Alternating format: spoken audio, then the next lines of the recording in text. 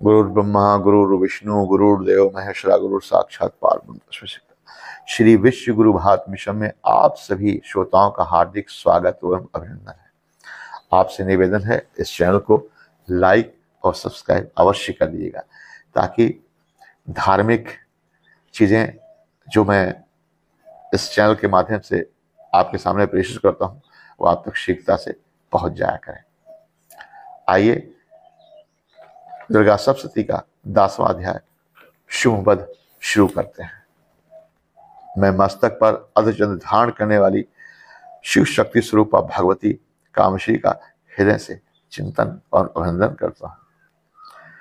वे तपाए हुए सुमन के समान सुंदर हैं। सूर्य, चंद्रमा और अग्नि उनके तीनों नेत्र हैं। मनोहर हाथों में धनुष बाण, अंकुश पाश और शूल धारण किए हुए। ऋषि कहते हैं, राजन, अपने प्राणों के समान अपने भाई निशुम्भ के मारे जाते ही शुंभ को बड़ा क्रोध हुआ। उसने कुपित होकर कहा, दुष्ट दुर्गे, तू बल के अभिमान आकर के झूठ मूठ का घमंड न दिखा। तू बड़ी मर्दानगी दिखाई देती है, किंतु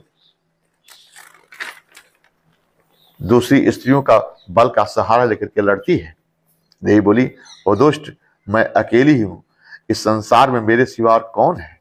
देख, ये मेरी विभूतियां हैं जो मुझ में प्रवेश कर रही हैं। देवी बोली, मैं अपनी ऐश्वर्य शक्ति से अनेक रूपों में यहां उपस्थित हुई हूं और इन सभी रूपों को मैंने समेट लिया है और मैं अकेली युद्धभूमि में खड़ी हूं। ऋषि कहते हैं, देवी और शुंभ दोनों में देवताओं में भयानक युद्ध छिड़ गया। बाणों की वर्षा और तीखे अस्त्र शस्त्रों द्वारा वे लोग एक दूसरे पर प्रहार करने लगे।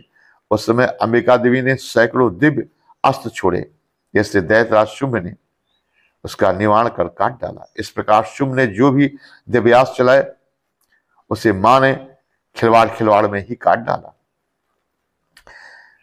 तब असुर ने सैकड़ों बाणों से देवी को आच्छादित कर दिया। यह देख क्रोध में भरी हुई मां दुर्गे ने बाण से उनका धनुष काट डाला। धनुष के काटे जाने पर दैत्यराज ने शक्ति लेकर के मां देवी पर प्रहार करना चाहा, लेकिन मां ने उसे भी काट डाला। फिर दैत्यों के स्वामी शुंभ ने 100 चांद वाली चमकती हुई ढाल और तलवार हाथ में लेकर के मां देवी पर धावा बोला। मां चंडिके ने अपने धनुष के बाणों से उसे भी काट डाला। फिर दैत्यराज ने घोड़े और साथी के मारे जाने पर धनुष को पहले ही काट चुकी थी मां। तब अंबिका देवी को मारने के लिए हाथ में मुग्धर लेकर के वो आगे बढ़ा। मां ने मुग्धर को भी तीरों से काट डाला। इस पर वह दैत्य मुक्का बांध करके मां को मारने के लिए दौड़ा। मां ने उसके छाती पर एक जोरदार चाटा जड़ा, जिससे वह धरती पर गिर गया। फिर वह पुनः खड़ा हुआ और अपना रूप बढ़ा करके मां देवी से आकाश में युद्ध करने लगा। इन दोनों का युद्ध देख करके देवता मां की स्तुति करने लगे। यह युद्ध सिद्धों और मुनियों को बड़ा रहस्यमय डाले हुए था। फिर अंबिका ने शुंभ के साथ बहुत देर तक युद्ध करने के पश्चात उसे उठाकर धरती पर पटक दिया। पटके जाने पर पृथ्वी पर बहुत जोर का शोर उत्पन्न हुआ।